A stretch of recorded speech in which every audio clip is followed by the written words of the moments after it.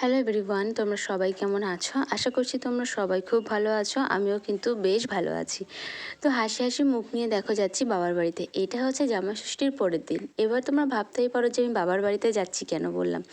কেননা আমি জামাষষ্ঠীর দিন রাত্রে চলে এসেছিলাম। আমাদের ওই বাড়িতে এতটা গরম ছিল যে ঘরের মধ্যে কোনোভাবে থাকা যাচ্ছিল না। সেই কারণেই আর কি আমি বাড়িতে চলে এসেছিলাম। তো হ্যাপি বার্থডে। কিসের বার্থডে? তোমার হ্যাপি বার্থডে। কেন? তোমার আজকে জন্মদিন না? না না, হ্যাঁ, আজকে 30 তারিখ। আজকে তোমার জন্মদিন। ভালো থাকো, আমাদেরকে নিয়ে ভালো থাকো, আশীর্বাদ করো যেন আমি বিশাল বড় একটা তুই জায়গায় একা দাঁড়াতে করলি? পারি। তোর কি দুই বোনই যে ঠাকুরের কাছে তো কাঁদছি, তোরা যে দুই বোনই একটু দাঁড়াই, এক হ্যাপি টাকা বার্থডে নাই, নাকা বুঝলি? ঝামটা হ্যাপি খাচ্ছে। বার্থডে হয় কিরম দেখাচ্ছিস না ছবি? বাবা বাবাই হয় বলো।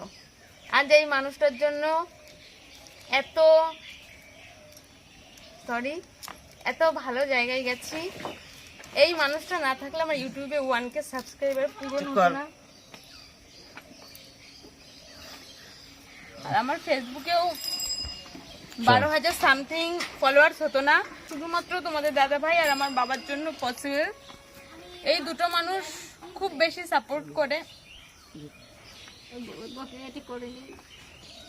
অনেক বেশি সাপোর্ট করে। যেখানে যাই বাবা বলে বলে ভিডিও করায়। তো যাই হোক, সরি এতটা ইমোশন হয়ে পড়ার জন্য। চলো পরে কথা হবে। তো এবার তোমাদের বলি, আমি কথাটা বলতে বলতে থেমে গেছিলাম। তারপরে তোমরা দেখলাম আমার বাবার বার্থডে উইশ আমি করছি। তো সেই দিনটা আমার কাছে অনেকটা স্পেশাল ছিল, তাই আমার বাড়িতে মোটেও মানে থাকতে ইচ্ছা করছিল। খালি মনে হচ্ছিল কতক্ষণে যাব ওই বাড়িতে আর গিয়ে বাবাকে উইশ করব। কারণ বলতে পারো তোমাদের দাদা ভাই, আমার বাবা বা আমার পুরো পরিবারটাই বলো না কেন, তার মধ্যেও এই দুজন ব্যক্তির লাইফে ভীষণ আমার ইম্পর্টেন্ট। আর আমার মামকুটু সে তো আছেই। তো এদের কথা বললাম কেন আমি, তার কারণ হচ্ছে এরা সব কিছুতে আমাকে সাপোর্ট করে। আর এই যে গিফটটা দেখছো, এটা মাকে আমরা জামাষষ্ঠীতে দিয়েছিলাম। তো এখানে তোমাদের দাদাভাই একটু লস্যি বানাচ্ছিল। তো যাই হোক, যেটা বলছিলাম, মামকুটু হচ্ছে আমার লাইফের একটা পার্ট। মানে পার্ট বলেও ভুল হবে, আমার জীবনের একটা অংশ বা আমার হৃদয় বলতে পারো। আর এরা হচ্ছে আমাকে সমস্ত কিছু দিক থেকে এগিয়ে নিয়ে যাওয়ার হৃদয় বলতে পারো। তো দুজনের মধ্যে অনেকটা তফাৎ। মামকুটুকে আমি এগিয়ে নিয়ে যাব আর ওরা আমাকে এগিয়ে নিয়ে যাচ্ছে।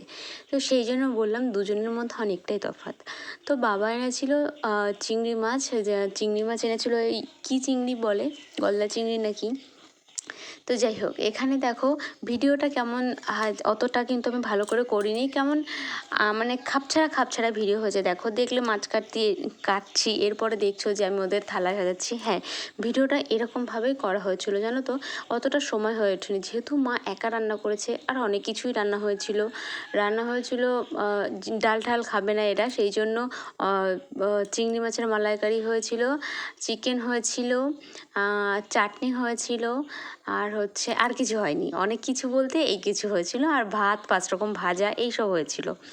তো এটাই অনেক কিছু, কেননা সব কিছু এই দুটো জিনিস করতে কিন্তু বেশ টাইম লাগে।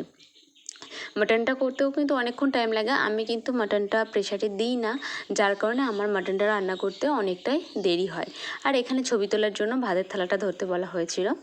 তো মাটনটা করতে এই কারণেই আমার আর কি দেরি হয়, কেননা প্রেশারে দিলে না আমি ঠিক মানে পছন্দ করি না খাওয়াটা। কেমন যেন মনে সিদ্ধ সিদ্ধ সিদ্ধ সিদ্ধ এরকম লাগে খেতে। কিন্তু আমি মানে গ্যাসেই করি আর উনুনেই করি, একদম আস্তে আস্তে আস্তে আস্তে জাল দিয়ে দিয়ে আর সেটা আমি করি, তাহলে খেতে অনেকটা ভালো হয়।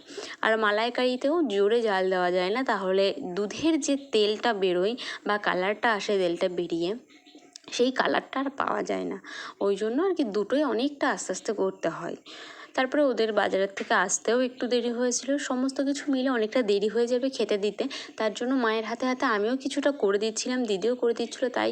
আর তোমাদের দাদাভাই আর আমার জামাইবাবুও বাড়িতে ছিল না যে ফোনটা একটু ধরে দেবে। তো ওদের খাওয়ার থালাটা তোমাদের দেখালাম। এরকমভাবে এবছর ডেকোরেশনটা করেছি।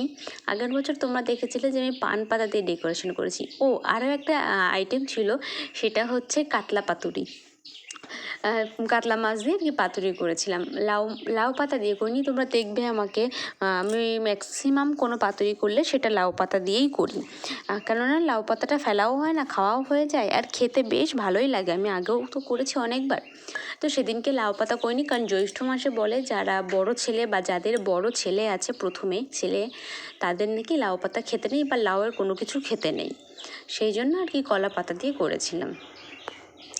তারপরে দেখো তোমাদের দাদাভাই আমাকে যখনই বলো না কেন, তোমাদের দাদাভাই সব দিন আমাকে না খাইয়ে নিজে খায় না, হয়তো খুব জোরাজুরি করার পরে যে না তুমি আগে কিছুটা খাও তারপরে আমি খাবো, এরকমটা বলার পরে তাহলে খাই।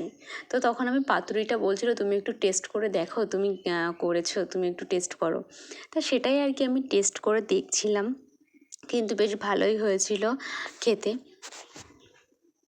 তারপরে দেখো মা কিন্তু আমাদেরও খেতে দিয়ে দিয়েছিল, আর আমি তোমাদের ভুলেই গিয়েছিলাম আমার খাওয়াগুলো দেখাতে, মানে আমার খাওয়াটা দেখাতে। তো তারপরে এই যে পাতুরিটা মা দিয়েছিল, তো সেটাই খুলে আর কি তোমাদের দেখাচ্ছিলাম। তো তারপরে আমার দিদি এখানে ওই পাতুরিটা 2 হাত দিয়ে খুলছিল বলে আমি তোমাদের দেখাচ্ছিলাম। আগের বারে যখন আমাদের বাড়িতে আমি লাউ পাতা দিয়ে করেছিলাম, তখন আমার দিদি কী করেছিল, লাউ পাতাটা ফেলে দিয়েছিল, খায় আর নি। তো সেই জন্য সেটাই আর কি আমরা মজা নিচ্ছিলাম, যে এবার যেন লাউ পাতাটা ফেলিস না, এবার অন্তত খেয়ে নিস।